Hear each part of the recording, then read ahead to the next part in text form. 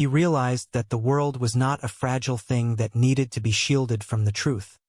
It was a resilient thing that needed to be guided, gently and with love. He closed his eyes and allowed himself to drift. He dreamt of the world as a grand, intricate clock, with every person, every moment, every object playing a part in the movement of the hands. He dreamt of Edgar, the master clockmaker, guiding him, showing him the way. He dreamt of a future where everyone understood the connection between the small things and the great, where no one felt isolated or insignificant. When he woke, the morning light was streaming through the windows. He stretched, feeling stiff but refreshed. He looked at the machine, which seemed to glow in the golden rays of the dawn. He knew he had a long road ahead of him, a journey of learning and discovery, but he was not afraid. He was eager. He stood up and walked to the door. He had a busy day ahead. He had patience to see, rounds to make, and a life to lead. But he knew he would always return to this room. He would always return to his work. He would always be the one who listened, who watched, who adjusted. He walked out of the apartment, locking the door behind him. He stepped onto the street, breathing in the crisp morning air. He saw the world with new eyes. He saw the potential for beauty in every scrap of trash, the potential for purpose in every oddity. He saw the interconnectedness of all things. He walked down the block, his steps light and purposeful. He felt a sudden, spontaneous joy. He looked up at the sky and smiled. It was a beautiful day to be alive, a beautiful day to be a part of something bigger than himself. He was the doctor, the healer, the guardian. And for the first time in his life, he felt truly, profoundly at peace. He reached his car and climbed inside, humming a tune he had heard on the radio, a simple, cheerful melody. He started the engine and pulled away from the curb, heading toward his office. But as he drove, he kept his eyes on the road, looking for anything that might need a little attention. He was ready for whatever the world might bring, ready for any challenge, any storm, any shift in the wind. He knew that the work would never truly end. There would always be another adjustment to make, another balance to maintain.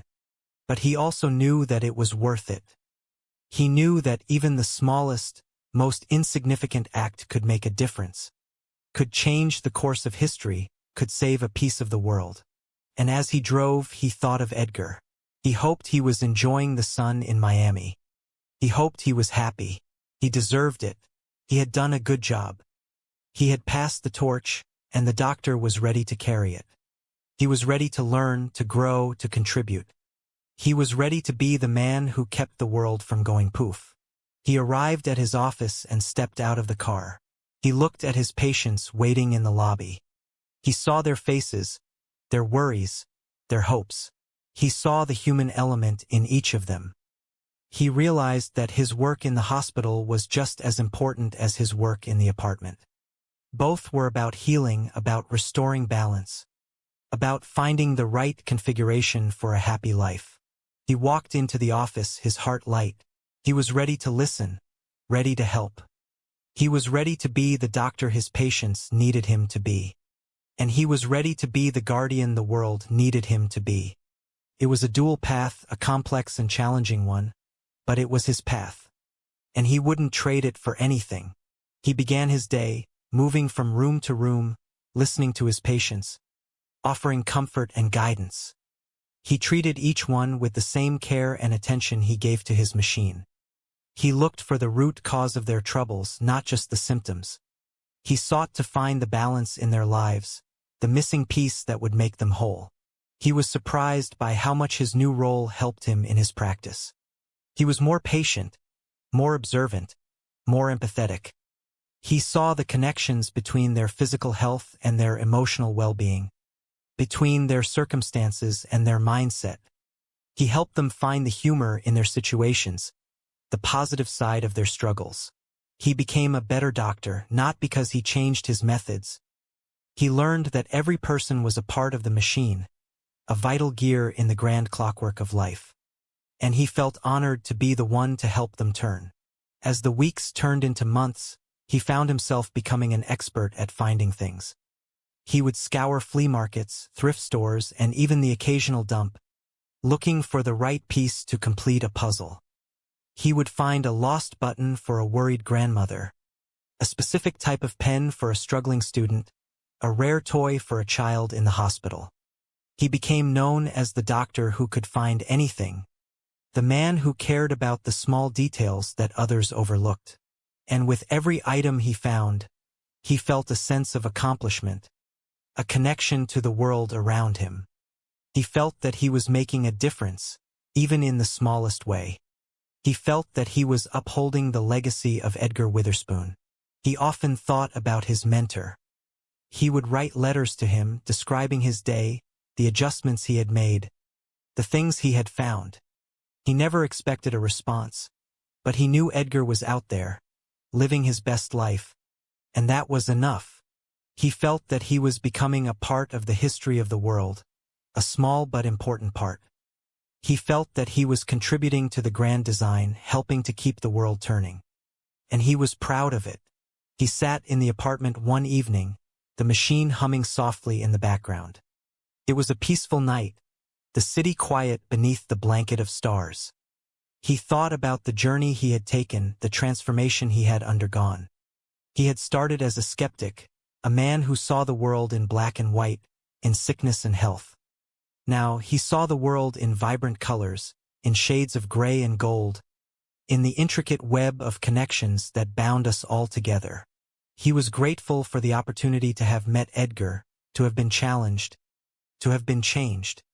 He was grateful for the perspective he had gained, the purpose he had found. He was grateful for the life he was living, the work he was doing, the impact he was making. He knew that there would be challenges ahead, moments of doubt, times when the world would feel heavy and chaotic. But he also knew that he would never be alone. He would always have the machine, the memory of Edgar, and the knowledge that he was making a difference. He looked at the machine one last time before heading to bed. It was a beautiful thing, a testament to the power of one person's belief in themselves and their purpose. He knew that he would continue the work, for as long as he was able. He would continue to listen, to observe, to adjust. He would continue to play his part in the grand scheme of things. He turned off the lights, the room bathed in the soft glow of the moon. He felt a sense of contentment wash over him. He was ready for whatever tomorrow would bring. He was ready to face the world, to help, to heal, and to maintain the balance. He was the doctor, the student, the guardian, and he was exactly where he was meant to be. The city slept on, oblivious to the quiet hero working in its midst. But the world, in its own way, knew. It felt the gentle adjustments, the subtle shifts in the wind, the quiet hum of harmony. It was a world that was being kept in balance, one small piece at a time, by a man who had learned to see the magic in the mundane, the purpose in the peculiar, and the interconnectedness of all things. He woke the next morning to the sound of a bird singing outside his window. It was a bright, cheerful sound, a reminder of the beauty that existed in the world. He got up, feeling refreshed and ready for the day. He went about his routine, his mind clear, his spirit bright. He spent the morning at the hospital, his interactions with his patients filled with warmth and understanding. He saw the potential in each of them, the strength that lay beneath their struggles. He encouraged them, supported them, and helped them find their own sense of purpose. In the afternoon, he went to the market, looking for a specific type of thread for a quilt he was making for a friend. He found it, a vibrant, sunny yellow that reminded him of the joy of living. He felt a sense of satisfaction, a small win in the grand game of life. He returned home in the evening, the city beginning to glow with the lights of the approaching night. He entered the apartment, the familiar hum of the machine greeting him like a friend. He sat down, the quiet of the room a comfort to his soul. He picked up his journal, wanting to record the events of the day. He wrote about his patients,